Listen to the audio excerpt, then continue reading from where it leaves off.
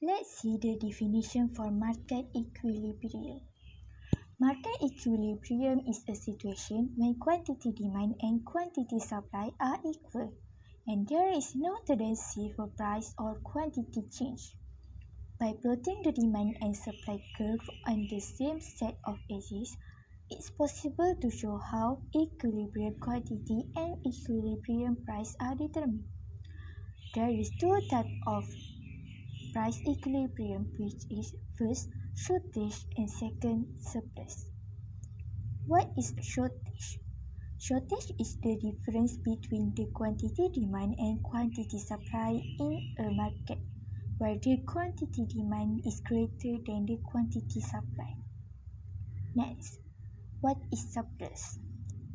Surplus is the difference between the quantity demand and quantity supply in a market, where the quantity supply is greater than the quantity demand.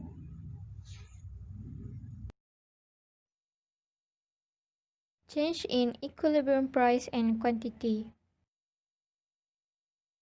The equilibrium price and quantity can only change if there is a change in determinants of demand and supply. There are three situations which are change in demand but supply is unchanged, change in supply but demand is unchanged, demand and supply change in similar and different proportions. The change in demand is depend on the factors influencing the shift of demand curves. For example, when there is an increase in the size of population, it will cause the demand for goods to increase and causing the demand curve to shift rightwards. Therefore, the equilibrium price and quantity will increase from PO to P1 and QO to Q1. Thus, the equilibrium level will change from EO to the new equilibrium level E1. Suppose that there is decrease in preference and taste for coffee that would cause the demand for goods to decrease. This will cause the demand curve to shift leftwards and causing the equilibrium price and equilibrium quantity to decrease from PO to P2 and QO to Q2. Therefore, the equilibrium level will change from EO to the new equilibrium level E2. Changes in supply. Once an equilibrium price has been established, it can only change if there is a change in the conditions or determinants of demand and supply. Supply will also change and shift because of the changes in the non-price determinant of supply. These changes would affect the equilibrium price and quantity. Supply increase and demand is held constant.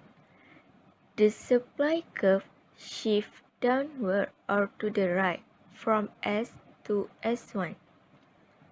The equilibrium price will decrease from P to P1 and the equilibrium quantity will increase from Q to Q1. The original equilibrium level E will change to the new equilibrium level E1. Supply decrease and demand is held constant.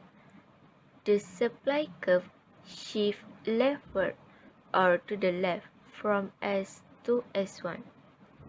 The equilibrium price will increase from P to P1 and the equilibrium quantity will decrease from Q to Q1. The new equilibrium level will change from E to E1. Hi guys, so now I will be talking about the demand and supply changes in similar and different proportions. So, there will be only 4 combinations. Combination 1, 2 and 3 have 3 cases and combination 4 only has 2 cases. In combination 1, the demand and supply increases. Case 1. The demand and supply increases in the same proportion. The demand and supply curve shift rightward. The new equilibrium is determined at E1 the equilibrium price remains the same, but equilibrium quantity rises. Case 2. The demand increases more than supply. The demand curve shifts rightward more than supply curve. The new equilibrium is determined at E1. The equilibrium price and quantity rises. Case 3. The supply increases more than the demand. The supply curve shifts rightward more than demand. The new equilibrium is determined at E1. The equilibrium price falls while the equilibrium quantity rises. In combination 2, the demand and supply decreases. Case 1, the demand and supply decreases in the same proportion. The demand and supply curve shift leftwards. The new equilibrium is determined at E1. The equilibrium price remains the same, but equilibrium quantity falls. Case 2. The demand decreases more than supply. The demand curve shifts leftward more than supply curve. The new equilibrium is determined at E1. The equilibrium price and quantity fall. Case 3. The supply decreases more than the demand. The supply curve shifts leftward more than demand. The new equilibrium is determined at E1. The equilibrium price rises while the equilibrium quantity falls. In combination 3, the demand increases while supply decreases. Case 1. The demand increases and the supply decreases in the same proportion. The demand curve shifts rightwards while supply curve shifts leftward. The new equilibrium is determined at E1. The equilibrium price rises, but equilibrium quantity remains the same.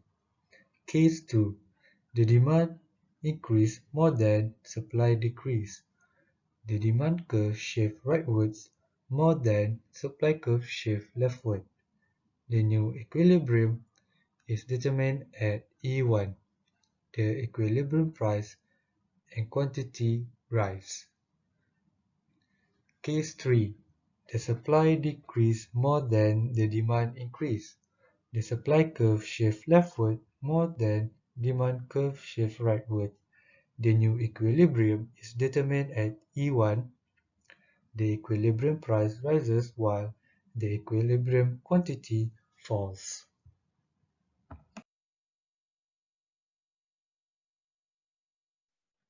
In combination 4, the demand decreases while supply increases.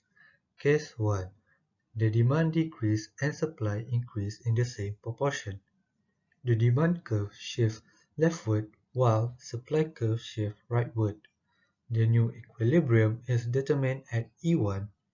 The equilibrium price falls but equilibrium quantity remains the same. Case 2. The demand decreases more than supply increase. The demand curve shifts leftward more than supply curve shifts rightward. The new equilibrium is determined at E1. The equilibrium price and quantity fall.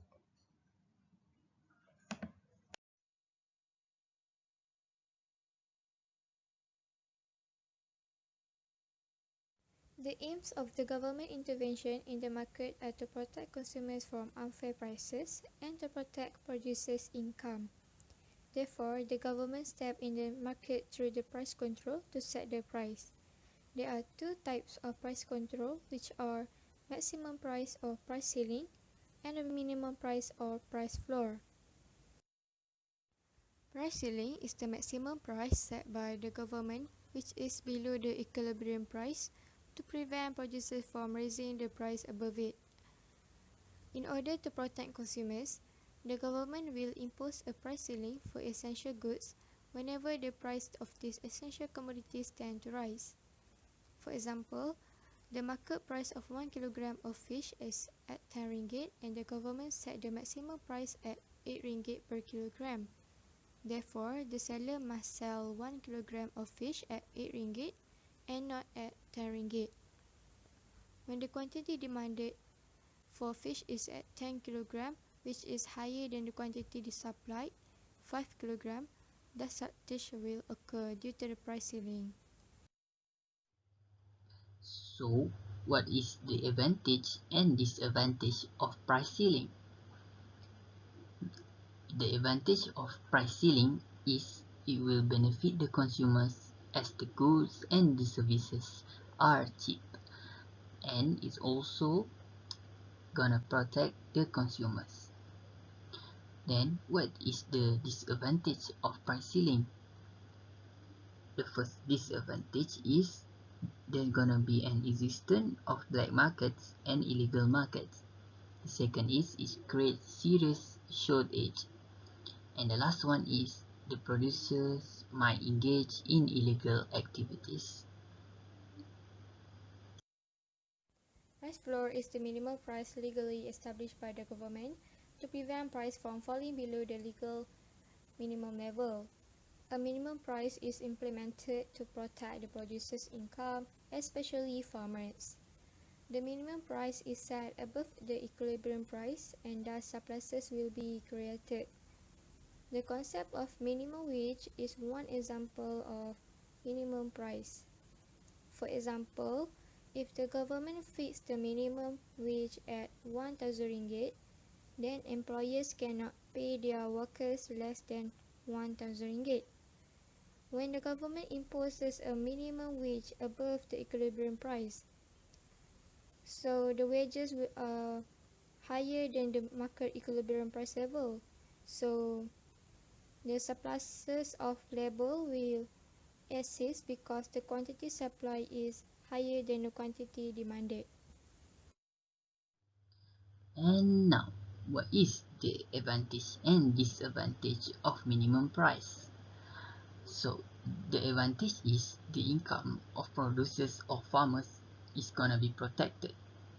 The second is the government may store the surplus of agriculture produce for future consumptions. And the third one is they're gonna be lower paid workers are better off. Then what are the disadvantages of minimum price? So the disadvantage of minimum price is unfair to the consumers. Then minimum price also would lead to wastage of resources. Besides that, it also could lead to the problem of unemployment.